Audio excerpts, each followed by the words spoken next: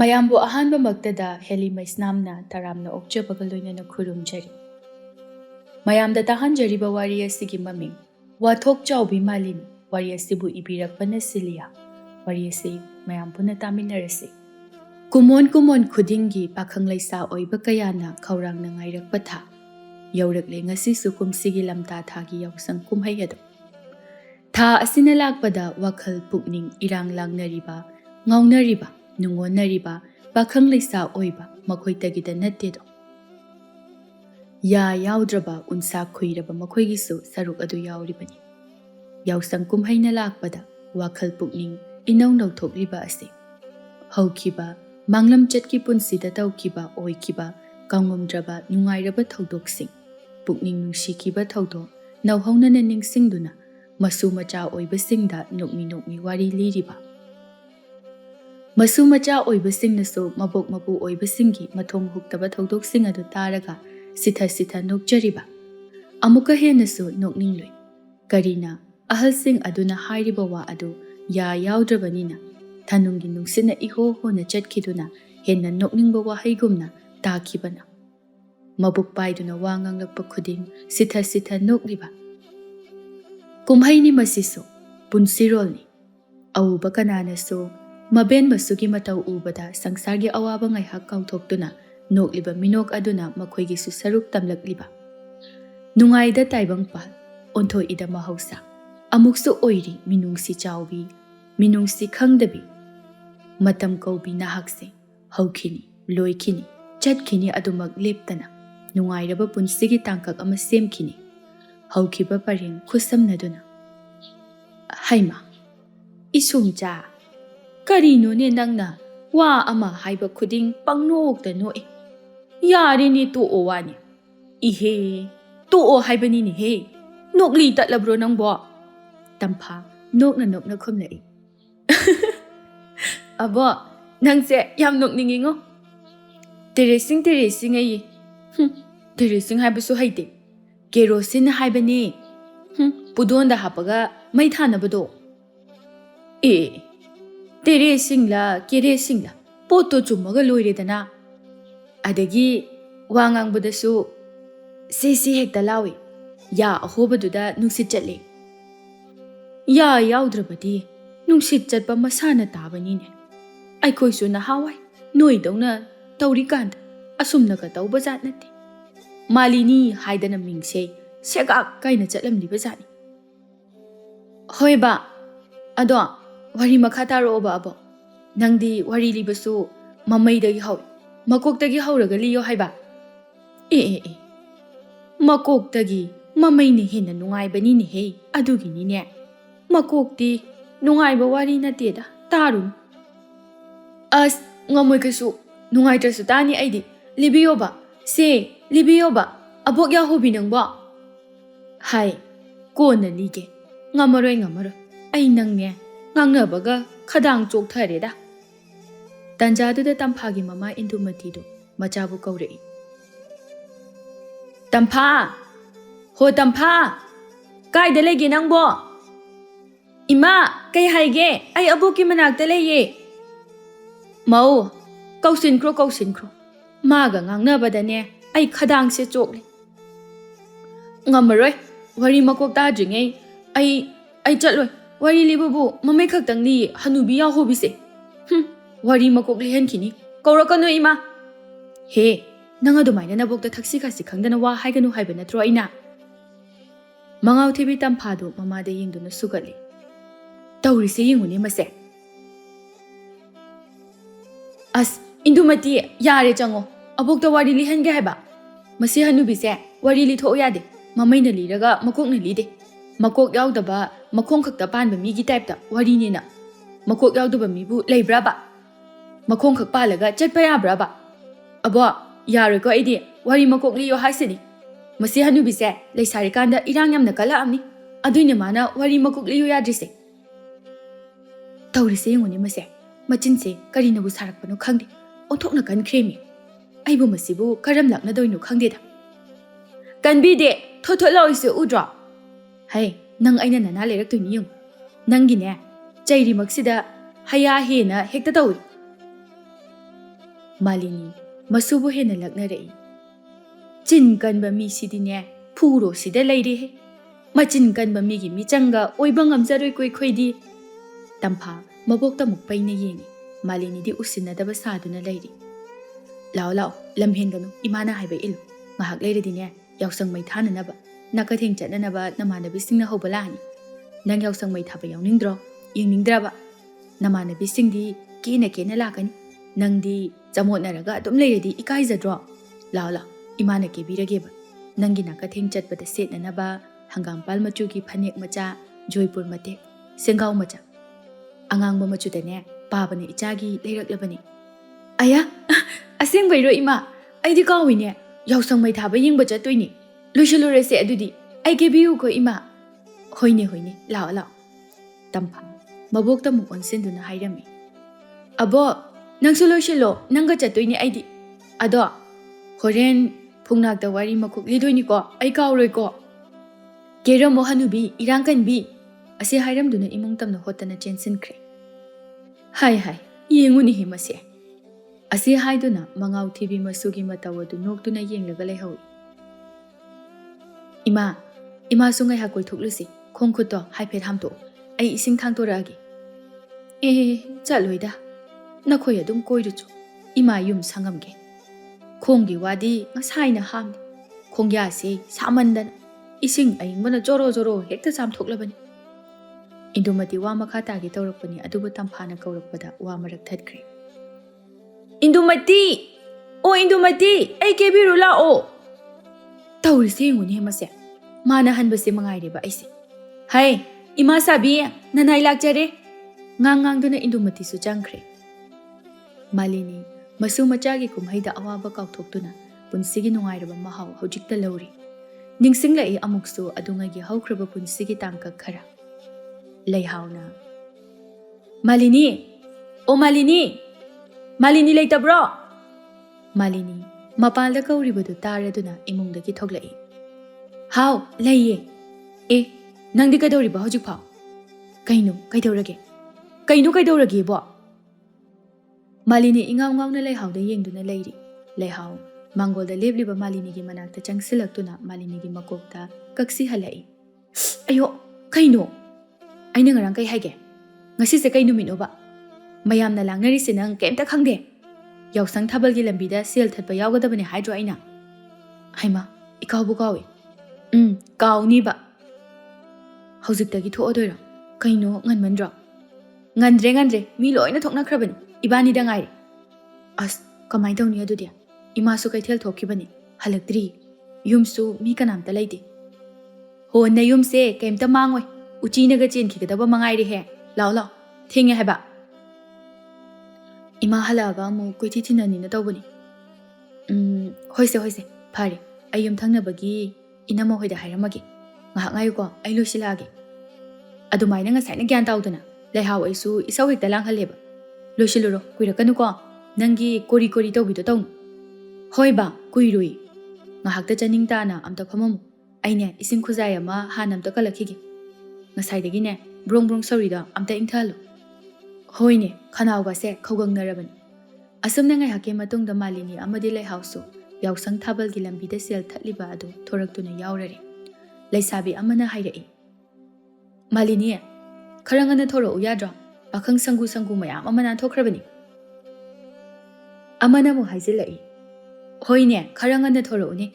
Sumkanda dine jin ganbina chatnadaba matang yaure. Sakju khara henbasina chatnarakpa matang uyi. Leisabidugi wado tabada machin kharasu kanjaba kharasu tumlap tawba hana nganglamliba leisabi adudi mamit pairap yenglai. Atay singdudi machin khumduna nokli. Leisabi amana laurai. Ho leisabi sa pakhang sangu amala changsinaro thase. Leisabi singdu yo lambi mayay aduda changsinnarakpada Malini do lambi gi mayay chabuk aduda leplure. Pakhang amana hairai. Hai maira pai biparing lingin he. Lakminaba sing aduda mukon sinduna hai. Ngaiko selfie kinu. Leisabi maraktagi khwaidagi masak phajabida selfie ke. Leisabi amana adudi sel khara henbada ba. Hoine. Asi haiduna lebliba leisabi sing aduda punna amuktang mityeng thamlai. Yaure. Thamoina khoidaba yauri. Ngang-ngang nupado Malinigi manakta changsili. Mayai thangbi laisabi nangonda sel pige. Naming kari kawi. Laisabi amana haijilai. Ming haibagisu sel hengadabani ko. Nupado di mamit joida Malini da yengduna adumaglay. Laisabi duna haireklibado hoy haibagum nokmi mangag adunom lai. Kaino tumina sumlari siba. Mamalyam kahalida. Sel su hena piragi. Ming dudi hairodana. Laisabi sing aduna haikro haiduna haijilai. Malini hainadabana suloiri sauningba amasu yaurai. Mabu lukmaida haptuna yolabra. Sel kharagidamagta hainasu mathanda khanjarai. Malinigi matau khangbale hauna hairai. As yare noisu henjilano. O dada thambal kaubani itase yare ko. Chatnabini hauna sani. Angamba sel khara adu hapiram. Swaida amu khaidana leiri. Yumda inamana isaulangamani hanbiru. Nupado ikaigum kaigum khumlai. Ish pakhangni kaino aikhoisu. Jirai khara adu hanjinjabasida babekta phajilai noisu. Laisabi amana. Hoi babse hekta phagale aikhoidi. Nupa amana. Kaidongino thabalbo. Ho hangchitni. Ngasagi nupaduna sel khara haplaga hairai. Soidana laki. Adudi khoida jabi yawiko noi kanguse. Hoi lao. Asumna pakhang sing adu chatkre lai hauna. Haima. Aidi kautho uredana. Kainu kaidorage. Aikoi mana ngasai maruki sel piramona kana sinarakpani. Asigi inirani do mangonda. Horen ai siba soiro. Aduga kauradi. Ningsingi kansidane. Amta chelu higi. Hoi kuirakanu ko. Kuiroi. Adu haiduna lehau hotana chenkre. Lehau na chenkriba kuchena du ubada Malini noktuna machinda solhawi. Taurisi unko. Phasana dum chapaya base. Phanek se thangkalaga chenkhin. Amukne waisindana yamang tekpa soiro nasi. Ngai haki matungni lehau amuk halakpada lambi adudi mi khara yow omsinduna leiramba adu ubada wakhalda khal. Kaino moyo omsinai sina. Sel hapa moya drajala. Khana lehau prap changsilai. Lehau na changsilakpada uri. Leiriba sing aduna mana thokpa pangangda ngangnari. Laptakna nupa ani khakna chingthoktuna pukriba sing adu urai. Malini na ito thana tasinduna kaplambadu uri. Madu hek ubada lehau Malini gi manakta prap changsinduna Malini bu konsinbire. Malini kaidorage kaigi kapino kaidongnai no ba. Malini kaisu kumnaktabaduda lehau laisabi sing aduda oina hanglai. Kaigino Malini ne kapise kaidongnai no ba. Ngasagi laisabi khara thitak tawbiduna kalapoi kaiboi tawduna khumlai. Ho Malini munabadane pakhang ani khak phunakredana adugini sak phajabasisu berani ko hudaksida lana ma hekta thoi sak thiramba aikhoi laibak phai wathok masing hanthaiba. Laisabi amana wadu yaithalai. As yare sanare nangi wado kalakpa yamna mal. Asengba haibani kaino chumdro aina haise. Aduga aidi kaidobagi kalaktoiba. Ho yare noi niamta khanarakano. Tumi lainaro ko amta. Malini na lehau ai changage noi thadhauro. Aina thorakpase imana khanghodabani ai thiramani. Lehau su Malini gi matau khangmana hairai. Hoi ini su lehodabani. Nang leiramdabaduda amuk pakhalamani changase. Wa khangbi laisabi amana hairai. Hoi phare adudi. Lehau noini na kharasu lapani na. Noini adum changminaro ko. Haying amuk thalase. Haying di ngana thoroko noini. Asumna hainaduna Malini amadi lehau changkre. Adumna makhoi anina changkibaduda miwa ngangnaganbi kharadi ngangna hauri. Thengna su thoraga ngandana muk changkre. Haying thabaldadi sakchu khara phajaba moine hekta dohar chingge hairakani. Aikhoi sinane nungsa maraksida yai phau-dana hotnarise haying thabalda makok chingba phangoido. Sanarai khumlai. Magi Malini haibise yengningdabana moli kai thokjai na tawja saino khangde. Mi pakhang singaduna koitan hektana hali. Kok adunia dani khumkhra lori. Lemsinaki basina. Madi masaksu phaje. Chung phira su chabanina mangonda loina midyeng thamkhre. Arakpa pakhang singa sisu. Aikhoi sinane pura tumit kangduni oirise. Bit laiteba sinupise thorakpase. Aikhoi da hekta sauningeba. Amana khumlai. Saubirunu. Nangna kapa tenduna panbadagi changkhredana. Lepo nang dambi mayaisida. Sel kayam tabanu yengi. Sanaraina. Kari watane ge thoino nangi wadu de. Sanare aibu phongne hekta singnaba natro nangi du de. Aina kai dokhrage ba. As yare ba noisima chikna doge hekta tawi. San phawa waina draba matam sida. Yare miwa khara ngangnaradi thoknaro. Adane pakhang sangu khara lai. Asumna khara chaina khara ngangna tawduna yawsangi numit nini su haujinkre. Laisabi pakhang singna khwaidagi hena khawrangna ngaijarakpa lamta thagi yawsang thabal numitun. Laihau podom thayom tawduna Malini hoida lag. Sumangda leptuna Malini bu kawrai. Malini! O Malini! Malini gi mama inge leina taraduna imungdagi thoraktuna khomlai. Haima, laihau, kaidawre nangdia podom mo thayom lo. Hai, nangbu yunga khanara ibro. Nateda ine ngasise akhoi lakai thabal leri dudi. Adugi podyom tawduna ine hoida Malini ga putna loishin minagena la ine. Haima, aduga akhoi amasina karim su haide. Noigi thabal dubu ngasi woire. Aidi haying ne na khaluri. Sel thatba sel khaiba loina yawruraga thabal chongaroi. Ma chongdaba ngambra yingki bangasi. Hoine kharasu yawgadabani. Chahi amagi manungda amuktang lakme. Khangdre amasina yumdagi helu yade karam thoktoi. Lao. Midine loishin babu hongnaramani. Mana langdrabasu aina sinduna thamlabani phirol gadi. Thabal haying ni khandana. Pharabani ine. Mina yawsang numit mangani khakse loikini khanbada wanaribani. Mana tallega kholega tawdana atum hekle. Masak matau thibane haidana. Lambi lamkhangda thokpa ikai bine habasu nataba. Ado inena ne phirol se maga thamami do yam phari. Aina su ama ni di purakpani. Adagi apamba khalase hekta. Leihaugi khonjal tarakpaduda Malini su chakhumdagi yumyai tamna thorai. Leihau, kaina tawreiduna. Yumdagi tan thopire nuida leiragena laabani. Wathisi. Chak loiraba? Loishile. Chak lame charase hana aduga loishinaba. Thabalgi oiramni ne nangna laise. Natradi. Ngamoy ko ay taleba. Ngamdaba yaroi. Nang chongo ay sangbigi. He, yaroi di yaroi. As, leihau, talle haiba. Fazana hairikanda yaw. Natradi ne, inega ibani changdana napi sesan birakani. Aduga thawri thuraga thabal mafamda pudoiba. Aduga aigi khutsiga nangi khutuga ne thawri na amuk kisindoiba. Leihau, ngamoy haibani. Ngarang su khatna jainaba hekta thoi. Ay tali. Mi mamangda ikaijay. Wathok Chaobi dai. Kanana mina pamnabi ama oiramoge. Ho phajarabadi ne adu ngaktani. Khati khatna jasanu kaino. Nangidamakta thamoi singna lepiba ngamgadaba ama mayamdudagi khangadabani. Sambal ama lairadi angawba sanam chasu sambal aduna thatkhrani. Sambal laitabagine angawba sanlam chasing asina makhelangise khangaba. As khangzadre ai ngamaroi. Ado haiduna chakhum tamna chensinge tawrakpani adubu khulai thuna leihawna pairamba pochai leimaida thathaki Malini bu tap pharai. Jangkhrano chakhumdo inena mai jangjarani. Lao mainakta leirubagi namai ga do jini hangan mungang. Hana amta chamtho lao. Midi losinkrabani. Ibema nangi maraise penjai he.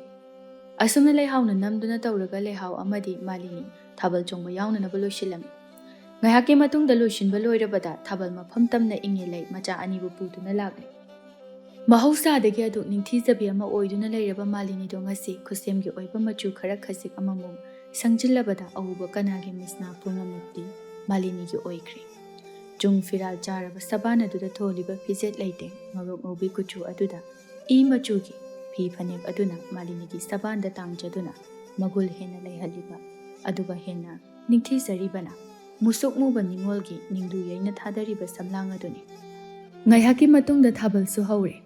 Thabal mafamda lakliba pakhang sing adudi ngaiba ngamde. Nujagi khutta paiba yare haibagi ayaba lauthorakpa adu.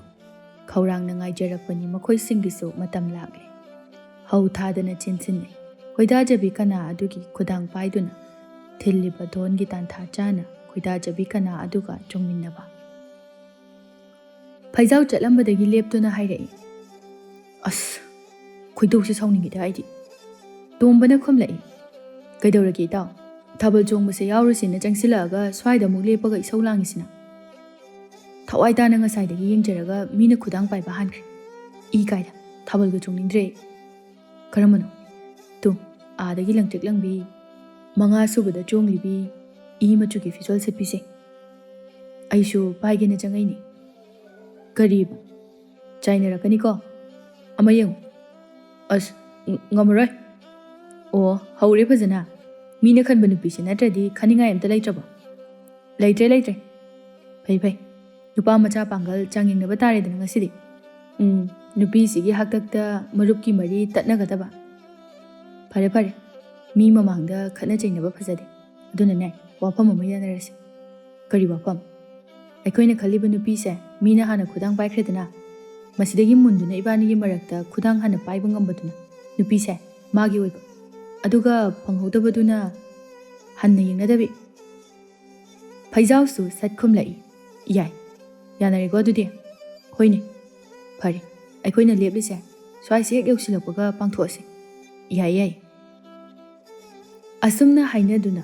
ꯑꯅꯤꯗꯣ ꯃꯥꯂꯤꯅꯤꯅ ꯃꯈꯣꯏꯒꯤ ꯃꯅꯥꯛ ꯌꯧꯁꯤꯜꯂꯛꯄꯗꯣ ꯃꯁꯥ ꯑꯗꯨ ꯈꯤꯡꯗꯣꯛꯇꯨꯅ ꯉꯥꯏꯔꯒ ꯂꯩꯈ꯭ꯔꯦ ꯉꯥꯏꯍꯥꯛ ꯁꯨꯝ ꯂꯩꯔꯕꯗ ꯉꯥꯏꯔꯛꯂꯤꯕ ꯇꯥꯟꯖꯥ ꯑꯗꯨ ꯌꯧꯁꯤꯜꯂꯛꯂꯦ ꯃꯤꯁꯨ ꯀ꯭ꯔꯤꯛ ꯍꯦꯛ ꯏꯟꯅꯔꯛꯏ ꯇꯥꯟꯖꯥ ꯑꯗꯨꯗ ꯍꯥꯏꯅ ꯇꯨꯍꯥꯔ ꯃꯄꯥ ꯌꯧꯁꯤꯜꯂꯛꯄꯒ ꯄꯥꯈꯪ ꯁꯪꯒꯨ ꯈꯔ ꯆꯪꯁꯤꯟꯈ꯭ꯔꯦ ꯊꯣꯝꯕꯁꯨ ꯈꯨꯠꯂꯩ ꯊꯨꯅ ꯆꯪꯁꯤꯟꯈ꯭ꯔꯦ ꯑꯗꯨꯕꯨ ꯐꯩꯖꯥꯎꯗꯤ ꯄꯥꯈꯪ ꯁꯪꯒꯨ ꯑꯗꯨꯅ ꯆꯪꯁꯤꯜꯂꯛꯄ ꯑꯗꯨꯗ ꯍꯥꯏꯐꯦꯠ ꯏꯟꯅꯔꯛꯄꯗꯒꯤ ꯐꯩꯖꯥꯎꯗꯤ ꯆꯪꯁꯤꯟꯕ ꯉꯝꯍꯧꯗ꯭ꯔꯦ ꯃꯥꯂꯤꯅꯤꯗꯤ ꯄꯥꯏꯔꯝꯂꯤꯕ ꯄꯥꯈꯪ ꯑꯗꯨꯒꯤ ꯈꯨꯗꯥꯡ ꯄꯥꯏꯗꯨꯅ ꯁꯦꯠꯇꯣꯛꯂꯒ ꯊꯣꯝꯕ ꯃꯥꯂꯤꯅꯤꯒꯤ ꯈꯨꯠꯁꯥ ꯄꯥꯏꯈ꯭ꯔꯦ ꯃꯥꯂꯤꯅꯤꯒꯤ ꯈꯨꯠꯁꯥ ꯄꯥꯏꯔꯕꯗ ꯊꯣꯝꯕ ꯃꯃꯥꯏ ꯂꯩꯊꯣꯛꯇꯨꯅ ꯐꯩꯖꯥꯎꯕꯨ ꯊꯤꯔꯛꯏ ꯃꯍꯥꯛꯅ ꯁꯨꯝ ꯌꯦꯡꯂꯛꯄꯗ ꯐꯩꯖꯥꯎꯗꯤ ꯃꯇꯥꯏꯗ ꯂꯦꯞꯂꯤꯕꯗꯨ ꯎꯔꯦ ꯊꯣꯝꯕ ꯐꯩꯖꯥꯎꯒꯤ ꯁꯨꯛꯇꯨꯅ ꯂꯩꯔꯤꯕ ꯃꯁꯛꯇꯨ ꯎꯕꯗ ꯅꯣꯛꯅꯤꯡꯂꯛꯏ ꯐꯩꯖꯥꯎꯗ ꯌꯦꯡꯗꯨꯅ ꯃꯤꯆꯤ ꯈꯠꯆꯤꯜꯂꯝꯃꯤ ꯑꯃꯗꯨꯗꯤ ꯍꯥꯟꯅꯗꯒꯤ ꯌꯦꯡꯗꯨꯅ ꯂꯩꯕ ꯑꯣꯏꯕꯅ ꯊꯣꯝꯕꯅ ꯃꯤꯆꯤ ꯈꯠꯆꯤꯜꯂꯝꯂꯤꯕꯗꯨ ꯎꯕꯗ ꯍꯦꯟꯅ ꯈꯣꯏꯗꯧ ꯁꯥꯎꯅꯤꯡꯈ꯭ꯔꯦ ꯀꯌꯥꯗ ꯎꯁꯤꯠꯇ꯭ꯔꯤꯅꯣ ꯌꯦꯡꯉꯨꯅꯤ ꯃꯤꯆꯤꯒ ꯈꯠꯆꯤꯜꯂꯝꯃꯗꯅ ꯅꯋꯥ ꯂꯧꯗꯦ ꯅꯪꯅ ꯈꯨꯗꯥꯡ ꯄꯥꯏꯕ ꯍꯥꯟꯈ꯭ꯔꯁꯨ ꯑꯩꯅ ꯅꯝꯗꯅ ꯂꯧꯅꯤꯌꯨ ꯑꯁꯨꯛ ꯐꯖꯕꯤ ꯅꯨꯄꯤꯁꯤꯕꯨ ꯐꯩꯖꯥꯎꯅ ꯂꯦꯝꯅ ꯊꯥꯒꯗ꯭ꯔꯣ ꯑꯁꯨꯝꯅ ꯐꯩꯖꯥꯎꯅ ꯃꯆꯤꯟꯗ ꯁꯥꯎꯔꯦꯡ ꯐꯩꯔꯦꯡ ꯉꯥꯡꯂꯤꯕ ꯇꯥꯟꯖꯥ ꯑꯗꯨꯗꯅꯤ ꯄꯥꯈꯪ ꯈꯔ ꯐꯨꯗꯠꯅꯔꯛꯄꯗꯣ ꯐꯩꯖꯥꯎ ꯍꯥꯏꯐꯦꯠ ꯆꯪꯁꯤꯜꯂꯤ ꯀꯩꯗꯧꯔꯖꯥꯠꯅꯣ ꯌꯣꯝꯁꯤꯟꯅꯔꯤꯕ ꯑꯗꯨꯒꯤ ꯃꯔꯛꯇ ꯃꯥꯂꯤꯅꯤꯗꯨ ꯄꯥꯈꯠꯅ ꯃꯁꯥ ꯅꯤꯛꯅ ꯂꯦꯞꯂꯝꯂꯤꯕꯗꯨ ꯐꯩꯖꯥꯎꯅ ꯎꯔꯦ ꯃꯥꯂꯤꯅꯤꯕꯨ ꯎꯔꯨꯕꯗ ꯐꯩꯖꯥꯎ ꯋꯥꯈꯜ ꯑꯃꯗ ꯃꯃꯣꯟ ꯅꯣꯛꯂꯛꯏ ꯑꯗꯨꯒ ꯐꯠ ꯆꯪꯁꯤꯟꯗꯨꯅ ꯃꯥꯂꯤꯅꯤꯒꯤ ꯈꯨꯗꯥꯡ ꯑꯗꯨ ꯇꯥꯞ ꯄꯥꯏꯔꯛꯏ ꯊꯣꯔꯛꯑꯣ ꯁ꯭ꯋꯥꯏꯁꯤꯗ ꯂꯩꯔꯗꯤ ꯐꯤꯕꯝ ꯆꯥꯅꯔꯔꯣꯏ ꯈꯠꯅꯕ ꯃꯔꯛꯁꯤꯗ ꯁꯣꯛꯀꯅꯤ ꯃꯥꯂꯤꯅꯤꯁꯨ ꯕꯔꯝ ꯑꯃ ꯏꯆꯠ ꯆꯠꯅ ꯐꯩꯖꯥꯎꯅ ꯆꯤꯡꯂꯤꯕꯗꯣ ꯑꯗꯨꯃꯛ ꯂꯥꯛꯏ ꯂꯝꯄꯥꯛ ꯑꯗꯨꯗꯒꯤ ꯐꯅ ꯊꯥꯞꯇꯣꯔꯛꯂꯤ ꯃꯥꯂꯤꯅꯤ ꯍꯧꯖꯤꯛꯇꯗ ꯋꯥꯈꯜ ꯂꯥꯛꯏ ꯀꯩꯅꯣ ꯀꯅꯥꯅꯣ ꯅꯪꯕꯣ ꯀꯗꯥꯏꯗꯅꯣ ꯑꯩꯕꯨ ꯆꯤꯡꯗꯨꯅ ꯄꯨꯔꯤꯁꯦ ꯅꯍꯥꯛꯄꯨ ꯌꯥꯝꯅ ꯈꯣꯏꯗꯥꯖꯔꯨꯔꯦ ꯀꯅꯥ ꯑꯃꯅ ꯃꯤꯠꯌꯦꯡ ꯇꯥꯍꯟꯅꯤꯡꯗꯦ ꯅꯪꯕꯨ ꯑꯩ ꯈꯛꯀꯤ ꯑꯣꯏꯔꯒꯦ ꯃꯤꯡꯂꯦꯟꯁꯨ ꯈꯪꯗꯦ ꯅꯍꯥꯛꯀꯤ ꯃꯔꯝ ꯀꯔꯤꯁꯨ ꯈꯪꯗꯦ ꯑꯗꯨꯕꯨ ꯅꯍꯥꯛꯄꯨꯗꯤ ꯑꯗꯨꯛꯀꯤ ꯃꯇꯤꯛ ꯈꯣꯏꯗꯥꯖꯔꯨꯔꯦ ꯏꯃꯥꯒꯤ ꯃꯃꯧ ꯑꯣꯏꯕꯤꯔꯣ ꯅꯍꯥꯛꯅ ꯐꯩꯖꯥꯎ ꯋꯥꯗꯨ ꯂꯣꯏꯕ ꯅꯪꯗꯦ ꯃꯥꯂꯤꯅꯤ ꯃꯈꯨꯠꯇꯨ ꯐꯩꯖꯥꯎꯗꯒꯤ ꯐꯠ ꯁꯠꯇꯣꯛꯏ ꯀꯩꯅꯣ ꯅꯪꯅ ꯉꯥꯡꯉꯤ ꯃꯌꯥꯝꯗꯣ ꯍꯧꯖꯤꯛ ꯈꯛꯇ ꯊꯦꯡꯅꯔꯒ ꯑꯩ ꯁꯨꯛꯉꯝ ꯉꯝꯃꯣꯏ ꯑꯁꯤ ꯍꯥꯏꯗꯨꯅ ꯃꯥꯏ ꯂꯩꯔꯛꯇꯨꯅ ꯆꯠꯀꯦ ꯇꯧꯔꯛꯄꯅꯤ ꯑꯗꯨꯕꯨ ꯐꯩꯖꯥꯎꯅ ꯃꯥꯂꯤꯅꯤꯒꯤ ꯈꯨꯗꯥꯡ ꯑꯗꯨ ꯇꯥꯞ ꯐꯥꯈꯤꯔꯝꯃꯤ ꯃꯥꯂꯤꯅꯤ ꯃꯃꯥꯏ ꯑꯃꯨꯛ ꯂꯩꯁꯤꯜꯂꯛꯇꯨꯅ ꯐꯩꯖꯥꯎꯗ ꯁꯥꯎꯅꯤꯡꯅ ꯌꯦꯡꯂꯛꯏ ꯑꯗꯨꯒ ꯍꯥꯏꯔꯛꯏ ꯊꯥꯗꯣꯛꯑꯣ ꯀꯩꯅꯣ ꯉꯥꯎꯔꯕꯣ ꯅꯪꯕꯣ ꯃꯌꯥꯝ ꯇꯥꯅꯅꯕ ꯀꯣꯏꯂꯥꯎ ꯂꯥꯎꯔꯗꯤ ꯅꯪꯁꯨ ꯑꯩꯁꯨ ꯐꯖꯔꯣꯏ ꯐꯖꯅ ꯍꯥꯏꯔꯤꯉꯩꯁꯤꯗ ꯌꯥꯅꯁꯦ ꯂꯥꯎꯔꯅꯤ ꯃꯌꯥꯝ ꯆꯪꯗꯅ ꯀꯩꯅꯥ ꯀꯠꯄꯤꯕꯗꯣ ꯑꯗꯨꯅ ꯍꯦꯟꯅ ꯐꯔꯦ ꯏꯁꯝ ꯁꯝꯅ ꯃꯥꯂꯤꯅꯤ ꯁꯥꯎꯅꯤꯡꯕꯅ ꯂꯣꯏꯔꯦ ꯅꯨꯄꯥ ꯑꯃꯠꯇꯒ ꯑꯁꯨꯝꯅ ꯑꯣꯟꯁꯤꯟꯅꯔꯛꯇꯕꯒ ꯐꯩꯖꯥꯎꯒꯤ ꯃꯇꯧ ꯑꯗꯨꯗ ꯍꯦꯟꯅ ꯁꯥꯎꯅꯤꯡꯂꯦ ꯄꯥꯈꯠꯄ ꯑꯃꯁꯨ ꯌꯥꯎꯔꯤ ꯃꯥꯂꯤꯅꯤ ꯈꯪꯂꯥꯎ ꯂꯥꯎꯔꯛꯏ ꯀꯅꯥ ꯂꯩꯒꯦ ꯋꯥꯗꯨ ꯃꯈꯥ ꯇꯥꯕ ꯅꯪꯍꯧꯗꯦ ꯐꯩꯖꯥꯎ ꯄꯥꯈꯠꯄ ꯀꯩꯕ ꯃꯥꯂꯤꯅꯤꯒꯤ ꯉꯛꯁꯝ ꯃꯄꯥ ꯑꯗꯨꯋꯥꯏꯗ ꯃꯈꯨꯠ ꯑꯗꯨꯅ ꯈꯨꯠꯂꯩ ꯊꯨꯅ ꯈꯪꯌꯥꯟ ꯌꯥꯟꯁꯤꯟꯈꯤꯕ ꯁꯥꯟꯅ ꯈꯣꯠꯅꯕꯒꯤ ꯂꯝꯗ ꯈꯔ ꯍꯩꯊꯣꯏ ꯁꯤꯡꯊꯣꯔꯛꯄ ꯐꯩꯖꯥꯎꯅ ꯈꯪꯌꯥꯟ ꯌꯥꯟꯁꯤꯟꯈꯤꯕ ꯑꯗꯨꯗ ꯃꯥꯂꯤꯅꯤꯗꯨ ꯋꯥ ꯃꯈꯥ ꯇꯥꯔꯛꯇ ꯂꯩꯃꯥꯏꯗ ꯇꯨꯊꯔꯛꯏ ꯃꯗꯨꯗꯁꯨ ꯂꯩꯃꯥꯏ ꯌꯧꯗ꯭ꯔꯤꯉꯩꯗ ꯐꯩꯖꯥꯎꯅ ꯃꯥꯂꯤꯅꯤꯕꯨ ꯉꯥꯛꯈ꯭ꯔꯦ ꯁꯣꯝꯗꯅ ꯀꯝꯗꯧꯔꯤ ꯏꯉꯦꯂꯩ ꯃꯆꯥꯅꯨꯄꯤꯕꯨ ꯃꯤꯌꯥꯝ ꯃꯔꯛ ꯑꯗꯨꯗ ꯀꯣꯏꯊꯤ ꯊꯤꯔꯤ ꯎꯆꯤꯟꯅꯥꯆꯤꯟꯅ ꯂꯩꯍꯥꯎꯒ ꯊꯦꯡꯅꯔꯦ ꯂꯩꯍꯥꯎ ꯑꯩꯈꯣꯏ ꯃꯥꯂꯤꯅꯤꯗꯤ ꯅꯣꯏꯅꯤ ꯊꯤꯕꯗ ꯑꯩꯗꯤ ꯃꯇꯣꯟ ꯊꯣꯛꯑꯦ ꯊꯥꯕꯜꯁꯦ ꯃꯈꯥ ꯆꯣꯡꯒꯗꯕ ꯃꯥꯟꯗ꯭ꯔꯦ ꯍꯜꯂꯁꯤ ꯅꯣꯏꯅꯦ ꯊꯥꯕꯜꯒꯗꯣ ꯀꯣꯟꯅ ꯆꯣꯡꯉꯨ ꯂꯩꯍꯥꯎ ꯏꯄꯥ ꯄꯥꯈꯠꯅ ꯈꯨꯝꯂꯛꯏ ꯏꯅꯦ ꯑꯩꯁꯨ ꯃꯥꯂꯤꯅꯤꯗꯣ ꯊꯦꯡꯅꯗ꯭ꯔꯤꯌꯦ ꯃꯥ ꯊꯤꯔꯛꯄꯅꯤ ꯏꯅꯦꯒ ꯄꯨꯜꯂꯝꯒꯗ꯭ꯔꯥꯅ ꯁꯣꯝꯗ ꯂꯥꯛꯏꯅꯤ ꯍꯥ ꯀꯔꯤ ꯍꯥꯏꯕ ꯅꯪꯒꯁꯨ ꯊꯦꯡꯅꯗꯕ ꯏꯁ ꯃꯥꯗꯤ ꯀꯗꯣꯝꯗ ꯂꯩꯈ꯭ꯔꯕꯖꯥꯠꯅꯣ ꯕꯦꯃꯥ ꯂꯩꯍꯥꯎ ꯁꯣꯝ ꯅꯥꯀꯟꯁꯤꯗ ꯑꯃꯨꯛꯇ ꯌꯦꯡꯉꯛꯑꯣ ꯏꯅꯦ ꯁꯣꯝꯗ ꯌꯦꯡꯉꯛꯀꯦ ꯃꯥꯗꯤꯅꯦ ꯃꯤ ꯈꯠꯅ ꯆꯩꯅꯕꯁꯦ ꯎꯕ ꯌꯥꯗꯕꯅꯤ ꯑꯁ ꯀꯔꯝꯅꯣꯅꯦ ꯑꯩꯕꯣ Adu haiduna inge leduna kal amarom da amuk chenkre. Amarom dana Malini kanagumba kharana wa ngangnaribadu tarai. Memchana. Aida sizaninge. Karino ba aina tawdoisi. Icha amagi haktakta norok dai haibado aingonda thokle. Aibu karino hojik tawdoisi bo. Asuk yamna gyan tadaba icha sibu karino ba aibu. Hayeng da ngai. Miram da chatkadab. Hadaktine soiba yade. Selsu yamna changliban. Kanna hono ko ibungo haidan. Atok kanna sinababu. Thok na thoga. Hojik na karino ba. Kaino kadai dagino su khangdaba nupi ma puthuna labi. Matang matam jaba sunatri. Ai sune khalu raga prok chaida. Nahak po asok wana semlakpasi. Nupi sige haktakta pungloi hekloi silida ibungo. As ima yarem da tumile roba. Miloi taani. Baba sibada kapna ba thamo pido. Yam pamui. Mina tawna daba thabaga. Aina tawrishiba. Aina chatloi haibadi natedana. Soidana chatki. Mai pakna basu honagi. Hojik thoi sisu ningthina karina phadoino haibado khanasi. Babadi kemta haide. Mamau laena haraudum haraukre. Ima nangni isau paklang dalang. Kapo walaubu. Namau sina takradi nungaigadro. Harau tawdi. Ai nupi se yam pami. Mina oikidaw sarukpudine. Hekta thangaga puraisini. Ai halakpaga luhongbiyo. Memcha saureng phaireng. Makhongda tongniba phinat atu sattuna phaijawda langai. Hai, mahachandan. Nang yengko nang. Luhongbiyo kaidana kasu haijaba sari. Sikidi thoktana nayunga su paningiba. Nabuk lamlakpada nuksit phaduna chaba yagadawribro. Ima sina nganglibase haidan. Hojik phawba khanthadabasibu. Aigi ichani ko nangse. Hoiba. Ai fanaba loina singiba. Imana haibado ayagi. Hayeng soidana chatki. Mikok thongbasu ngamnanaba hotnaraki. Ima babagisu nachana soidanaba. Ima babagi apamadu tawgi. Nacha aigisu ima babana soidanaba tawgi. Hayengana paw haidokpa thabiyo. Namawasibu lawshinbiyo ima babana. Phaijawgi mapan norena hairai. Phare pothanaba tawrisi. Hai mama nangsu pangang na ngang. Icha se thoidokna ngawshinaba gyan tadabasu nate. Yari thokrabadi thokhredana. Yumban bada khajik nauri khalabasu marai bakini. Phare pothanaba tawrisi. Hayeng nongalaga ningthina sanarasi. Asumna ngai hake matungda phaijaw magi kada changlai. Malini ingaw na lairambadagi phaijaw changlakpaduda hiplambadagi ikhang-khangna haugalai. Kaino indoisibo. Aina leise kaidano. Kanano nangna. Karigi aisida leiramino. Imadi lehauna kaida lehaurage. Ayum chatke. Adu haiduna Malini ka adudagi chenthokige tawi. Thengi chatpa yaroi. Ngahak leiradi nongalani. Nang saugano. Ai nangi nafamda lali.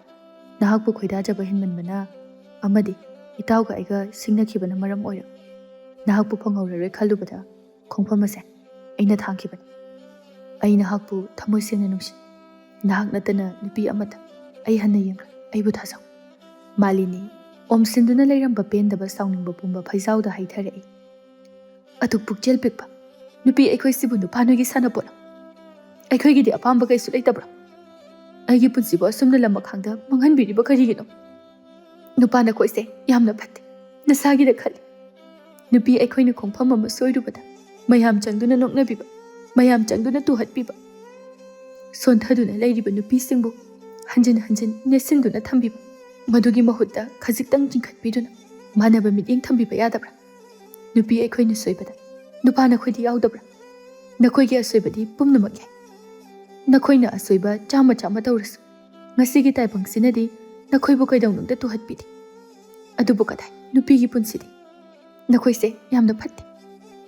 Nakhoigi narakta ai tiningde. Iral laitana hanjin iral sodumak sibiba. Aigi kari iralno. Pumnamakna aibu Wathok Chaobini haibiriba. Mayamna ngangna hawi aigi maramgidi. Thabal kairibase Wathok Chaobini Malinise. Ngasida nati nahansudi. Magi maramgi mi khatnariba. Asumna haina hawi. Aina kari lankige. Aibu karigi adumna ngangna hawriba. Hayeng ningdi noigi marakta. Wakhalna mangduna leiringai. Nahaksu aigi achengba tanja yenglabi. Yengba nati. Aigi achengba tanjada nahakna khudong chaba lauri.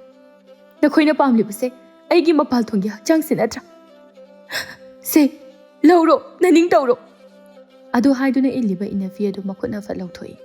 ꯑꯗꯨꯒ ꯂꯦꯞꯄ ꯂꯩꯇ ꯃꯄꯤ ꯇꯥꯅ ꯇꯥꯅ ꯆꯥꯛꯅ ꯍꯥꯏꯔꯛꯏ꯫ ꯑꯗꯨꯕꯨ ꯑꯩꯅ ꯍꯤꯡꯂꯤꯉꯩ ꯑꯩꯒꯤ ꯍꯛꯆꯥꯡꯗꯤ ꯅꯐꯝꯗ ꯁꯤꯟꯅꯔꯣꯏ꯫ ꯅꯍꯥꯛꯅ ꯑꯩꯒꯤ ꯍꯛꯆꯥꯡꯁꯦ ꯂꯧꯗ꯭ꯔꯤꯉꯩꯗ ꯑꯩꯒꯤ ꯊꯋꯥꯏ ꯆꯥꯅ ꯊꯥꯒꯅꯤ꯫ ꯃꯗꯨ ꯍꯥꯏꯗꯨꯅ ꯃꯥꯂꯤꯅꯤ ꯏꯅꯐꯤ ꯑꯗꯨꯅ ꯃꯉꯛꯁꯝ ꯑꯗꯨ ꯂꯥꯛꯁꯤꯟꯒꯦ ꯇꯧꯔꯛꯏ꯫ ꯐꯩꯖꯥꯎꯁꯨ ꯀꯞꯂꯤ꯫ ꯃꯥꯂꯤꯅꯤ, ꯑꯗꯨꯝꯅ ꯇꯧꯒꯅꯨ꯫ ꯑꯩ ꯂꯥꯜꯂꯦ꯫ ꯅꯐꯝꯗ ꯑꯩ ꯇꯁꯦꯡꯅ ꯂꯥꯜꯂꯦ꯫ ꯑꯩꯒꯤ ꯈꯟꯊꯍꯧꯗ꯭ꯔꯕ ꯋꯥꯈꯜꯅ ꯅꯍꯥꯛꯀꯤ ꯄꯨꯟꯁꯤꯗ ꯑꯃꯨꯕ ꯀꯥꯂꯤ ꯑꯃ ꯇꯩꯁꯤꯟꯕꯒꯨꯝ ꯊꯣꯛꯂꯦ꯫ ꯑꯗꯨꯕꯨ ꯑꯩ ꯅꯨꯄꯥꯅꯤ꯫ ꯃꯤꯌꯥꯝꯅ ꯅꯐꯝꯗ ꯌꯦꯡꯂꯤꯕ ꯃꯤꯠꯌꯦꯡ, ꯁꯤꯔꯤꯕ ꯃꯔꯥꯜ ꯑꯩꯅ ꯉꯥꯛꯊꯣꯛꯀꯅꯤ꯫ ꯑꯩ ꯂꯩꯔꯤ ꯅꯪꯒꯤꯗꯃꯛ꯫ ꯑꯗꯨꯛ ꯄꯥꯝꯃꯨꯖꯕꯤ ꯅꯪꯅ ꯏꯃꯥꯡꯁꯤꯗ ꯑꯗꯨꯛ ꯇꯣꯟꯊꯅ ꯇꯦꯡꯊꯥꯕꯗꯣ ꯑꯩ ꯌꯦꯡꯕ ꯉꯝꯗꯦ꯫ ꯅꯪꯒꯤ ꯁꯝꯕꯜ ꯑꯩꯅ ꯑꯣꯏꯒꯅꯤ꯫ ꯃꯤꯠꯌꯦꯡ ꯆꯣꯏꯕ ꯀꯅꯥꯒꯤ ꯃꯤꯠꯌꯦꯡꯐꯝꯁꯨ ꯑꯩꯅ ꯑꯣꯏꯍꯜꯂꯣꯏ꯫ ꯑꯩꯒꯤ ꯏꯀꯥꯗ ꯅꯅꯤꯡꯇꯝ ꯂꯩꯀꯥ ꯐꯅ ꯂꯩꯁꯥ ꯇꯝꯍꯟꯒꯅꯤ꯫ ꯑꯩꯕꯨ ꯊꯥꯖꯧ꯫ ꯅꯨꯄꯤ ꯑꯣꯏꯅ ꯄꯣꯛꯂꯨꯕ ꯁꯈꯦꯟꯕꯤ ꯃꯥꯂꯤꯅꯤ ꯄꯦꯟꯗꯕꯅ ꯑꯍꯤꯡ ꯆꯨꯞꯄ ꯑꯃ ꯀꯞꯇꯨꯅ ꯂꯦꯟꯈꯤꯔꯝꯃꯤ꯫ ꯃꯊꯪꯒꯤ ꯅꯨꯃꯤꯠꯅꯤ ꯅꯣꯔꯦꯟ ꯑꯃꯗꯤ ꯂꯩꯀꯥꯏꯒꯤ ꯑꯍꯜ ꯑꯅꯤꯒ ꯂꯣꯏꯅꯅ ꯃꯥꯂꯤꯅꯤꯒꯤ ꯃꯌꯨꯝꯗ ꯄꯥꯎ ꯍꯥꯏꯗꯣꯛꯄ ꯆꯠꯂꯝꯃꯤ꯫ ꯏꯉꯦꯂꯩꯅ, ꯇꯥꯗ, ꯏꯆꯥꯗꯣ ꯑꯩꯅ ꯃꯁꯛ ꯃꯨꯟꯅ ꯈꯪꯏ꯫ ꯑꯁꯨꯝꯅ ꯃꯅꯨꯡ ꯃꯇꯝ ꯆꯥꯗꯅ ꯆꯦꯟꯕ ꯆꯣꯡꯕ ꯇꯧꯒꯅꯤ ꯍꯥꯏꯕꯁꯦ ꯑꯩꯒꯤ ꯋꯥꯈꯜꯗ ꯐꯥꯎꯕ ꯈꯜꯂꯨꯗꯦ꯫ ꯑꯍꯤꯡ ꯑꯗꯨꯛ ꯊꯦꯡꯂꯕ ꯐꯥꯎꯕꯗ ꯏꯆꯥꯅ ꯍꯜꯂꯛꯇꯕꯗꯣ, ꯏꯆꯥꯅ ꯅꯨꯄꯥ ꯑꯃꯗ ꯆꯦꯜꯂꯝꯒꯅꯤ ꯍꯥꯏꯕꯁꯦ ꯑꯩ ꯋꯥꯈꯜꯅ ꯂꯥꯡꯂꯨꯗꯦ꯫ ꯑꯃꯔꯣꯝꯗ ꯏꯆꯥꯅ ꯑꯁꯨꯝꯅ ꯇꯦꯛꯇ ꯀꯥꯏꯗꯅ ꯂꯩꯔꯝꯕꯁꯦ ꯃꯃꯥ ꯑꯩꯍꯥꯛ ꯋꯥꯈꯜ ꯈꯖꯤꯛꯇꯪꯗꯤ ꯌꯥꯝ ꯐꯔꯦ꯫ ꯏꯆꯥꯒꯤ ꯃꯔꯥꯏꯕꯛꯇ ꯁꯨꯝꯊꯣꯛꯑꯣ ꯍꯥꯏꯅ ꯇꯝꯂꯝꯂꯕꯅꯤ ꯍꯥꯏꯅ ꯈꯜꯂꯒꯦ꯫ ꯑꯩꯍꯥꯛꯅ ꯏꯆꯥꯕꯨ ꯐꯅ ꯅꯨꯡꯁꯤꯔꯕꯁꯨ ꯑꯩꯒꯤ ꯏꯆꯥꯗꯤ ꯅꯤꯡꯉꯣꯜꯅꯤ꯫ ꯏꯆꯥꯕꯨ ꯅꯨꯡꯁꯤ ꯍꯥꯏꯗꯨꯅ ꯃꯃꯥ ꯑꯩꯒꯤ ꯅꯥꯛꯇ ꯐꯥꯖꯤꯟꯗꯨꯅ ꯑꯗꯨꯃꯛ ꯊꯝꯕꯗꯤ ꯌꯥꯕ ꯅꯠꯇꯦ꯫ ꯆꯦꯟꯕ ꯆꯣꯡꯕ ꯊꯣꯛꯂꯕꯅꯤꯅ ꯆꯠꯅꯕꯤꯒꯤ ꯃꯇꯨꯡ ꯏꯟꯅ ꯇꯧꯐꯝ ꯊꯣꯛꯄ ꯑꯗꯣ ꯇꯧꯕ ꯇꯥꯕꯅꯤ ꯇꯥꯗ꯫ ꯏꯆꯥꯗꯣ ꯈꯔ ꯉꯟꯅꯗꯤ ꯊꯤꯟꯕꯤꯔꯛꯑꯣ꯫ ꯃꯥꯅꯤ ꯃꯥꯅꯤ ꯏꯆꯜ ꯏꯕꯦꯝꯃ꯫ ꯏꯆꯜꯅ ꯋꯥꯈꯜ ꯐꯥꯊꯕꯤꯗꯨꯅ ꯑꯗꯨꯝꯅ ꯇꯥꯛꯄꯤꯕ ꯑꯩꯈꯣꯏꯁꯨ ꯂꯥꯏꯕꯛ ꯐꯕꯅꯤ꯫ ꯊꯣꯛꯈ꯭ꯔꯕꯗꯤ ꯊꯣꯛꯈ꯭ꯔꯦ꯫ ꯍꯪꯒꯠꯇꯨꯅ ꯆꯠꯄ ꯌꯥꯔꯔꯣꯏ꯫ ꯃꯗꯨꯅ ꯇꯨꯡꯒꯤ ꯑꯣꯏꯅ ꯋꯥꯈꯜ ꯇꯤꯟꯅꯅ ꯈꯟꯅꯕ ꯑꯁꯤꯅ ꯑꯐꯕ ꯈꯣꯡꯊꯥꯡꯅꯤꯗ꯫ ꯑꯁꯨꯝꯅ ꯋꯥꯈꯜ ꯏꯪꯊꯅꯗꯨꯅ ꯁꯟꯙ꯭ꯌꯥ ꯋꯥꯏꯔꯝꯗꯒꯤ ꯈꯖꯤꯛ ꯂꯩꯁꯤꯜꯂꯛꯄ ꯃꯇꯝ ꯑꯗꯨꯗ ꯃꯥꯂꯤꯅꯤꯕꯨ ꯊꯤꯟꯕꯤꯔꯛꯂꯦ꯫ ꯉꯥꯏꯍꯥꯛꯀꯤ ꯃꯇꯨꯡꯗ ꯇꯤꯜꯂꯝꯂꯤꯕ ꯄꯨꯝꯕꯁꯨ ꯍꯟꯅꯈ꯭ꯔꯦ꯫ ꯏꯉꯦꯂꯩ ꯃꯆꯥꯒꯤ ꯃꯅꯥꯛꯇ ꯆꯪꯂꯛꯏ꯫ ꯕꯦꯃꯥ, ꯃꯥꯂꯤꯅꯤ ꯃꯃꯥꯕꯨ ꯎꯕꯗ ꯃꯃꯥꯕꯨ ꯀꯣꯟꯁꯤꯟꯗꯨꯅ ꯀꯞꯂꯛꯏ꯫ ꯏꯃꯥ, ꯑꯩꯕꯨ ꯂꯨꯍꯣꯡꯕꯤꯒꯅꯨ꯫ ꯑꯩ ꯅꯨꯄꯥꯗꯣ ꯇꯁꯦꯡꯅ ꯃꯁꯛ ꯈꯪꯗꯤꯌꯦ ꯏꯃꯥ꯫ ꯅꯆꯥꯅ ꯑꯄꯪꯕꯤ ꯑꯣꯏꯔꯨꯕꯅ ꯅꯆꯥ ꯉꯁꯤꯗꯤ ꯈꯣꯡꯐꯝ ꯁꯣꯏꯈ꯭ꯔꯦ꯫ ꯑꯗꯨꯕꯨ ꯏꯃꯥ, ꯑꯩ ꯂꯥꯟꯗꯕꯅꯤ꯫ ꯃꯌꯥꯝ ꯆꯪꯗꯨꯅ ꯑꯩꯕꯨ ꯏꯔꯥꯜ ꯂꯩꯔꯕꯤ ꯑꯃ ꯑꯣꯏꯍꯟꯕꯤꯔꯦ꯫ ꯏꯆꯥꯅ ꯀꯔꯤꯒꯤ ꯂꯥꯟꯒꯅꯤ?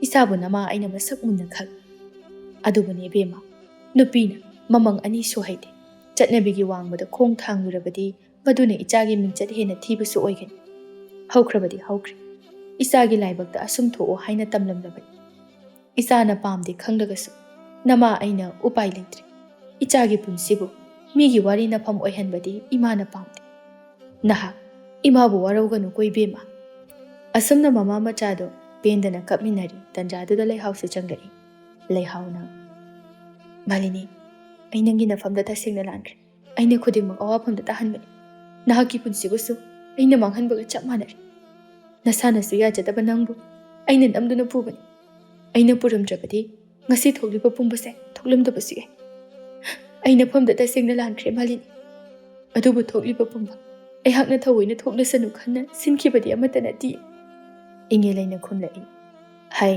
ꯑꯉꯥꯎꯕꯤ, ꯑꯗꯨꯝꯅ ꯍꯥꯏꯅꯨꯅꯦ꯫ ꯅꯍꯥꯛꯅ ꯇꯧꯒꯦ ꯍꯥꯏꯅ ꯇꯧꯕ꯭ꯔꯣ ꯃꯁꯤꯕꯣ?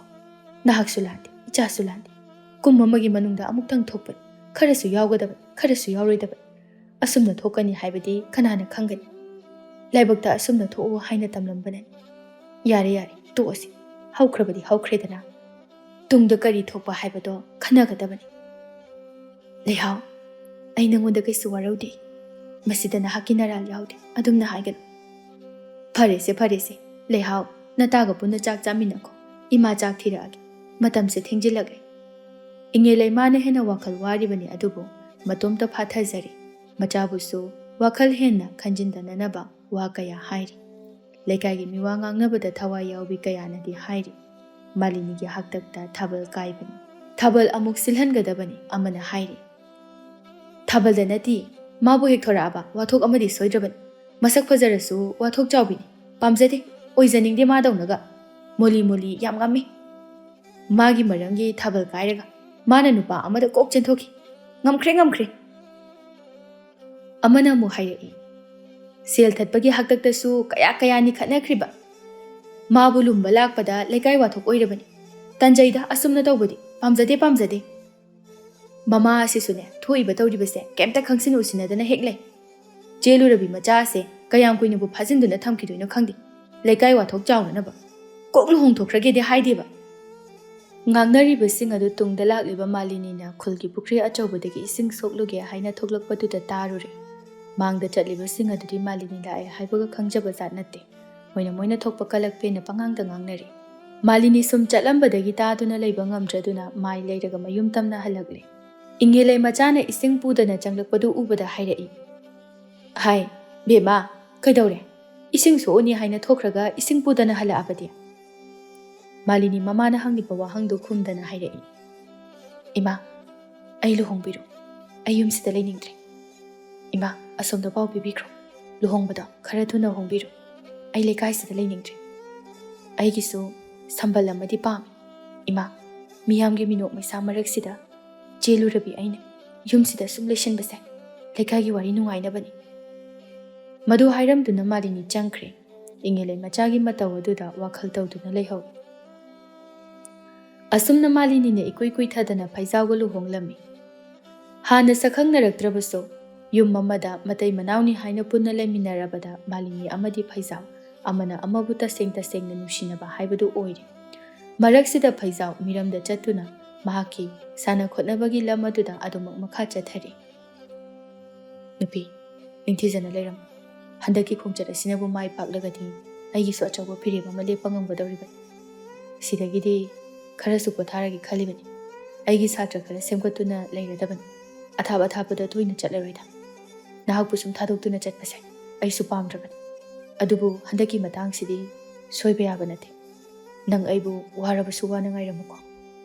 Aina halakpada ichase taibangsida khongdaramdabani khalubani. Haraubana thumbali. Chattaba yadaba oibana nahaki phibam asida thadoklamba tari. Masigidamakta nahak aibu warauganuko. Kuiroida. Thabum ani mangaida. Malini ne khumlai. Ai ngairamgi. Nahak po halakpa khaurang na ngairamgi. Soidana mai paklaga halauko. Ichaga aigana nang bo halakpa khaurang na ngairamgi. Phare. Matamse thank you batari. Ai chaluki ke ko. Malini mapuroi bana chakhibado chatlaningda khamjabadi ngamda. Mamit ira chenduna yengdaga leihau. Asumna numit kharani so haukibana thabum amadi haukre nongmagi numit amadani. Sumangda leptuna nupa ama yumaduda onsinduna kauri. O kana lege? Yumsibu mi leibro? Kana lege? Memcha taraduna thorei. Ibungo kana kari haiba. Ine yumsibu hawam Malini hoigi oibiraba. Hoi, imau nupini. O, chithi ama lakpa, sida leire ini. Haima, isa nupagi ro. Haubam phaijawna tharakpani. Memcha harauna. Manine, icha nupani. Mikup kharagi matungda memcha harauna mamaugi manakta changlai. Bema, tu, icha nupagi chithi la ini he. Se, sida leire tu. Malini su harauna. Ha, kadai, ai pagi ima. Malini chithi do phaktoktuna parai. Aigi thawai. Wahaido hairakpaga Malini manem leiri khangning ningsinglaktuna memchada haifet yengnamduna ikaina mamayadu nonthaki.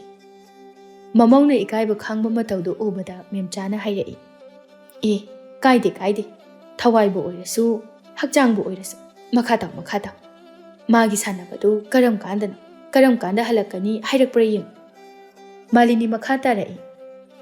Nada yektana asoy angam thoktana leiriba natra. Ima babusu tikta kaidana leiramgani haiba khali. Ichagi masak uningbana shu miram masida leiba ngamdrabani. Adubu ai laklagani thawai. Yamna nungairaba pawase. Tamningbana yumda halakpa ngaiba ngamdre. Chithigi khuthangda pawase tamlaki. Saman lengmanaba isung imanaba singa sanabagi lamda pangal changengnabada ai hakna chauna mai pakpa haibadu oiri. Tha asigi thayai chalakpa numita ai hak yumda soidana halaklaban. Ichaga loinana ai hak bungairamu thawai. Nahaki nushiraba napuroiba haubam phaijaw.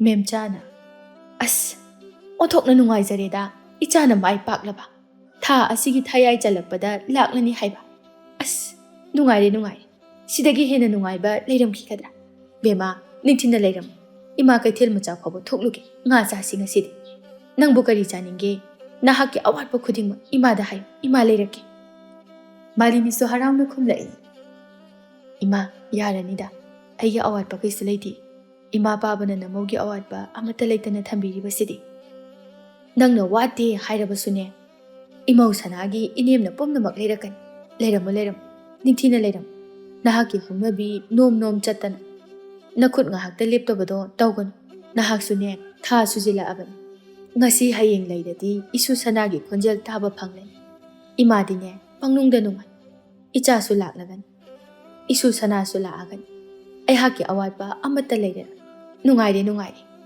ꯉꯥꯡꯗꯨꯅ ꯃꯦꯝꯆꯥ ꯍꯔꯥꯎꯅ ꯊꯣꯛꯈ꯭ꯔꯦ ꯑꯁꯨꯝꯅ ꯅꯣꯡꯃ ꯅꯤꯅꯤꯁꯨ ꯍꯧꯈꯤꯕꯅꯤ ꯐꯩꯖꯥꯎꯅ ꯂꯥꯛꯀꯗꯕ ꯅꯨꯃꯤꯠ ꯑꯗꯨꯅꯤ ꯅꯣꯡ ꯉꯥꯟꯐꯨꯝ ꯇꯧꯔꯛꯄ ꯃꯇꯝ ꯑꯗꯨꯗ ꯃꯥꯂꯤꯅꯤ ꯃꯁꯥꯗꯨ ꯋꯥꯃꯟꯕꯅ ꯃꯅꯦꯝꯗ ꯊꯋꯥꯏ ꯋꯥꯅ ꯍꯥꯏꯔꯤ ꯏꯃꯥ ꯑꯩ ꯍꯛꯆꯥꯡꯁꯦ ꯌꯥꯝꯅ ꯋꯥꯕ ꯑꯃ ꯇꯧꯋꯦ ꯉꯁꯤꯁꯦ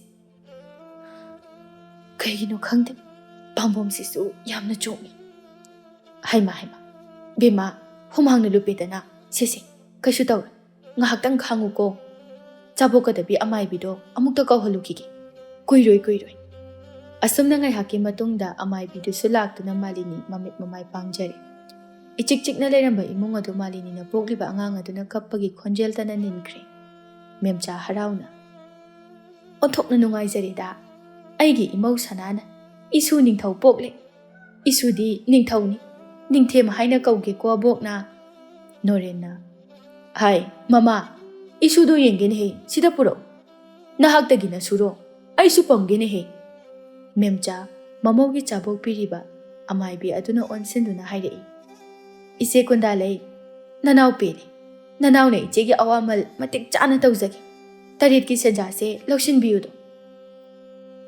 ꯀꯨꯟꯗꯥꯂꯩꯁꯨ ꯍꯔꯥꯎꯅ ꯍꯩꯃ ꯁꯅꯥꯏꯕꯦꯝꯃ ꯑꯣꯟꯊꯣꯛꯅ ꯅꯨꯡꯉꯥꯏꯖꯔꯦꯗ ꯇꯧꯔꯨꯕ ꯈꯨꯗꯤꯡꯃꯛ ꯃꯥꯏ ꯄꯥꯛꯄ ꯑꯣꯏꯖꯧꯀꯣ ꯅꯁꯨ ꯅꯤꯡꯊꯧꯁꯦ ꯃꯇꯤꯛ ꯃꯒꯨꯟ ꯂꯩꯒꯗꯧꯔꯤ ꯃꯄꯥꯒꯤ ꯃꯁꯛ ꯀꯌꯥꯗ ꯂꯧꯔꯤꯕꯅꯣ ꯅꯃꯧ ꯁꯛꯍꯦꯟꯕꯤꯅ ꯄꯣꯛꯄ ꯅꯁꯨꯁꯦ ꯃꯁꯛ ꯃꯇꯧꯁꯨ ꯍꯦꯜꯂꯤꯅꯦꯍꯦ ꯃꯦꯝꯆꯥ ꯑꯩꯒꯤ ꯏꯃꯧꯅ ꯄꯣꯛꯄ ꯏꯁꯨꯅꯤꯗꯅ ꯑꯗꯨꯕꯨꯗꯤ ꯑꯁꯨꯝꯅ ꯏꯃꯨꯡꯗꯨ ꯍꯔꯥꯎ ꯇꯌꯥꯝꯕꯒꯤ ꯃꯤꯅꯣꯛꯇꯅ ꯊꯟꯈ꯭ꯔꯦ ꯃꯁꯨ ꯂꯥꯛꯄꯒꯤ ꯍꯔꯥꯎꯕꯗ ꯃꯆꯥꯅ ꯂꯥꯛꯀꯅꯤ ꯍꯥꯏꯔꯛꯄꯗꯨ ꯉꯁꯤ ꯑꯁꯤꯅꯤ ꯍꯥꯏꯕ ꯉꯥꯏꯍꯥꯛ ꯀꯥꯎꯊꯣꯛꯂꯨꯔꯦꯗꯣ ꯁꯟꯙ꯭ꯌꯥ ꯋꯥꯏꯔꯝꯒꯤ ꯃꯇꯝ ꯑꯣꯏꯁꯤꯜꯂꯛꯂꯦ ꯃꯥꯂꯤꯅꯤꯅ ꯏꯃꯥ ꯅꯆꯥꯅꯨꯄꯥꯗꯣ ꯍꯧꯖꯤꯛ ꯐꯥꯎꯕ ꯂꯥꯛꯇ꯭ꯔꯤꯁꯤꯕꯨ ꯀꯩꯗꯧꯔꯕꯖꯥꯠꯅꯣ ꯃꯦꯝꯆꯥ ꯍꯧꯖꯤꯛ ꯈꯛꯇꯗ ꯚꯥꯞ ꯂꯥꯛꯏ ꯍꯩꯃ ꯑꯩꯗꯤ ꯀꯥꯎꯊꯣꯛꯂꯨꯔꯦꯗꯅ ꯀꯩꯗꯧꯔꯕꯖꯥꯠꯅꯣꯅꯦ ꯃꯝꯁꯤꯜꯂꯛꯑꯦꯅꯦ ꯍꯌꯦꯡ ꯑꯣꯏꯅ ꯂꯥꯛꯂꯗꯕ ꯖꯥꯠꯂꯅꯦ ꯃꯥꯂꯤꯅꯤꯒꯤ ꯃꯃꯥ ꯏꯪꯉꯦꯂꯩꯁꯨ ꯂꯥꯛꯇꯨꯅ ꯂꯩꯔꯕꯅꯤ ꯍꯥꯏꯔꯛꯏ ꯍꯣꯏꯅꯦꯍꯦ ꯐꯅ ꯊꯦꯡꯂꯦ ꯉꯁꯤꯕꯨ ꯂꯥꯛꯇ꯭ꯔꯕ ꯖꯥꯠꯂꯥ ꯉꯥꯏꯍꯥꯛꯀꯤ ꯃꯇꯨꯡꯗ ꯃꯄꯥꯟꯗꯒꯤ ꯅꯨꯄꯥ ꯑꯃꯅ ꯀꯧꯔꯛꯏ ꯇꯥꯔꯗꯨꯅ ꯅꯣꯔꯦꯟ ꯊꯧꯔꯛꯏ ꯂꯩꯔꯝꯂꯤꯕ ꯐꯤꯕꯝ ꯑꯗꯨ ꯎꯕꯗ ꯅꯣꯔꯦꯟ ꯂꯋꯥꯏ ꯆꯞ ꯌꯨꯡꯈꯤ ꯄꯥꯈꯠꯅ ꯍꯥꯏꯔꯛꯏ ꯀꯔꯤꯅꯣꯅꯦ ꯏꯕꯨꯡꯉꯣ ꯀꯔꯤꯅꯣ ꯇꯧꯔꯤꯕ ꯃꯇꯧ ꯑꯁꯤꯕꯣ ꯅꯨꯄꯥ ꯑꯃꯅ ꯅꯨꯡꯉꯥꯏꯇꯅ ꯍꯥꯏꯔꯛꯏ ꯄꯥꯕꯨꯡ ꯑꯩꯈꯣꯏꯁꯦ ꯏꯇꯥꯎ ꯐꯩꯖꯥꯎꯒ ꯄꯨꯟꯅ ꯁꯥꯟꯅꯃꯤꯟꯅꯕ ꯁꯥꯟꯅꯔꯣꯏ ꯑꯩꯈꯣꯏ ꯈꯔꯁꯤꯗꯤ ꯍꯟꯗꯛꯀꯤ ꯈꯣꯡꯆꯠ ꯑꯗꯣ ꯌꯥꯎꯖꯗꯦ ꯃꯈꯣꯏ ꯈꯔ ꯆꯠꯈꯤꯕꯗꯣ ꯃꯥꯏ ꯄꯥꯛꯂꯤ ꯉꯁꯤ ꯍꯜꯂꯛꯂꯒꯅꯤ ꯍꯥꯏꯗꯨꯅ ꯄꯥꯎ ꯐꯪꯏ ꯑꯩꯈꯣꯏꯁꯨ ꯉꯔꯥꯡꯗꯒꯤ ꯂꯥꯛꯄꯅꯤ ꯉꯁꯤ ꯑꯌꯨꯛ ꯑꯉꯟꯕꯗ ꯌꯧꯔꯛꯂꯒꯅꯤ ꯍꯥꯏꯕꯗꯒꯤ ꯃꯈꯣꯏꯕꯨ ꯑꯣꯛꯂꯨꯅꯕ ꯍꯔꯥꯎ ꯆꯠꯇꯨꯅ ꯃꯈꯣꯏ ꯂꯥꯛꯄ ꯉꯥꯏꯗꯨꯅ ꯂꯩꯕꯅꯤ ꯑꯗꯨꯕꯨ ꯄꯥꯕꯨꯡ ꯅꯨꯄꯥꯗꯨ ꯋꯥ ꯃꯈꯥ ꯇꯥꯕ ꯉꯝꯗ ꯃꯄꯤ ꯇꯞ ꯇꯥꯔꯛꯏ ꯅꯣꯔꯦꯟ ꯆꯦꯟꯁꯤꯜꯂꯛꯇꯨꯅ ꯅꯨꯄꯥꯗꯨꯒꯤ ꯃꯁꯥ ꯅꯣꯝꯗꯨꯅ ꯍꯪꯂꯛꯏ ꯍꯥꯏ ꯅꯨꯄꯥ ꯃꯆꯥ ꯑꯗꯨꯒ ꯀꯩꯗꯧꯔꯤ ꯍꯥꯏ ꯐꯤ ꯑꯉꯧꯕꯁꯤꯅ ꯀꯨꯞꯂꯒ ꯍꯤꯞꯂꯤꯕꯁꯤ ꯀꯅꯥ ꯀꯔꯤꯒꯤꯅꯣ ꯑꯁꯨꯝꯅ ꯇꯧꯔꯤꯕ ꯍꯥꯏꯌꯨ ꯂꯥꯛꯃꯤꯟꯅꯕ ꯅꯨꯄꯥ ꯑꯃꯅ ꯈꯨꯝꯂꯛꯏ ꯄꯥꯕꯨꯡ ꯏꯇꯥꯎꯅ ꯇꯣꯡꯗꯨꯅ ꯂꯥꯛꯂꯤꯕ ꯍꯋꯥ ꯒꯥꯔꯤ ꯑꯗꯣ ꯆꯤꯡꯂꯣꯟ ꯂꯥꯟꯅ ꯂꯥꯛꯄꯗ ꯂꯥꯏꯕꯛ ꯊꯤꯕꯅꯤ ꯆꯤꯡꯃꯥꯏꯗ ꯑꯣꯟꯊꯗꯨꯅ ꯇꯣꯡꯂꯛꯄ ꯃꯈꯣꯏ 5ꯒꯤ ꯊꯋꯥꯏꯅ ꯄꯣꯟꯊꯥ ꯄꯤꯈ꯭ꯔꯦ ꯑꯗꯨꯒ ꯃꯈꯣꯏ ꯈꯔꯗꯤ ꯀꯟꯅ ꯂꯥꯏꯀꯠꯅꯍꯧꯔꯤ ꯀꯔꯤ ꯍꯥꯏꯕ ꯏꯄꯥꯒꯤ ꯐꯩꯖꯥꯎ ꯑꯁꯤ ꯍꯥꯏꯗꯨꯅ ꯅꯣꯔꯦꯟ ꯃꯀꯣꯛ ꯑꯗꯨ ꯄꯥꯏꯗꯨꯅ ꯐꯝꯊꯈ꯭ꯔꯦ ꯃꯄꯥꯟꯗ ꯉꯥꯡꯅꯔꯤꯕꯁꯤꯡ ꯑꯗꯨ ꯍꯥꯏꯐꯦꯠ ꯇꯥꯕꯅ Karino khanduna thorakpa memcha lakliba nupa aduna haikibadu thongjindagi tahauraduna pakhatna chenthorai. Sumangda fi angobana kupsinduna leiriba adugi manakta chensilaktuna famtharai. Memcha pakhatna kupliba fi ado haidokedi khanna haidokpadi ngamda leiri. Thongna pumba khomjinduna fi ado tapna haidorai. Fi ama hek haidokpada ure machana tumduna leirambadu. Memcha machabu ubada kapkani phawba kawkhiduna tumin yengduna leiri. Mikup kharagi matung memcha gyan laktuna machabu pongkhatlaga thamoi sokna tengtharai. Malini na ima kaino mapana ngangnaribasibo. Ima na mapana kaplibasibo kaidawrake. Ima ai hogatke aibu samu. Ingelei masu tarabani machagi oiriba phibam asiga mayagi paw aduga thamoi soklabani mahakna haidai. Bema thokrat. Ima karigino nangna kaplibaduna. Ima ai leiba ngamdre ai mapanda thoke. Ingelei inauriba machana thengnagadawriba maichak adu khalubada hena mapi tarai. Malini na yamandraduna Malini mapanda thorai. Mana thorakpada oiramliba phibamdu ubada sor hongani haiba kawkhre. Nauna yening hunaragliba sabi sanau anini. Adubu mangda phawba thokaningdaba thaudokna. Ngasi mitmangsida thoklabada Malini sangsar pumba pumamamkhre. Makok adu puba thangba ngamdraba polum amana nantharakpagumna khangba ngamda leimai aduda lekthakre. Pende taibang khongchen ninglubana ama tamlambana ama mapu magi changing asi henmali karamba nungaiba mahai fangnanaba asumna wahanbano pamjadre kayam nungaiba mikupkino ngasi wariba khara sumanana chathanbiyuba punsi asi hainingloi adubo haigani kharanadi masini punsi khongchen chang manaba punsibu punsi mangadra hainingli asumnabu sembiba haunabra ontho idako taibang kumhai. Pendrabasu pendana phaisaugi mathau mangam ningthina loisinkre. Thabum kharagi matungni memcha isau kana langli. Chatpikro haibasida yadi. Onthokna sungamkre dako haujik madamgi mausingse. Hai nawa chabi nang kayam kuina yumsida laikhigadawribano. Icha adusu nangna chathokpikredana. Nang hek lakpadagi imungse kang khong chairabani. Icha do chathokpa pendradana ahal oiraba aikhoibuso amuk chage hairibro. He mawa chabi sidi kizaine nanga punna leibase chapikro haibasida yadi. Isudusu ne nangna chakhini isudu pirau. Malini kariso haijaba ngamda kaptuna leiramba ado mathadagi machabu munkrabada manemgi makhong konduna haijarai. Ima adumna tawbiganu Ipurriba kaina khibagi machak phawba koktringai icha siga amuk sena hanbiganu. Ima namobu amukta nungsibiyo. Icha do ifamda sinabiyo. Ipurribagi khoiri nawfam takraba mafam asida aibu adumak lehenbiyo. Mafam asida namogi mongfam soijage. Namobu chakro haibadudadi haibiganu ima. Tanjaduda chathokluba Norensu halaklami. Magi nupina mamauda tawriba ngangliba aduda sauna hairai.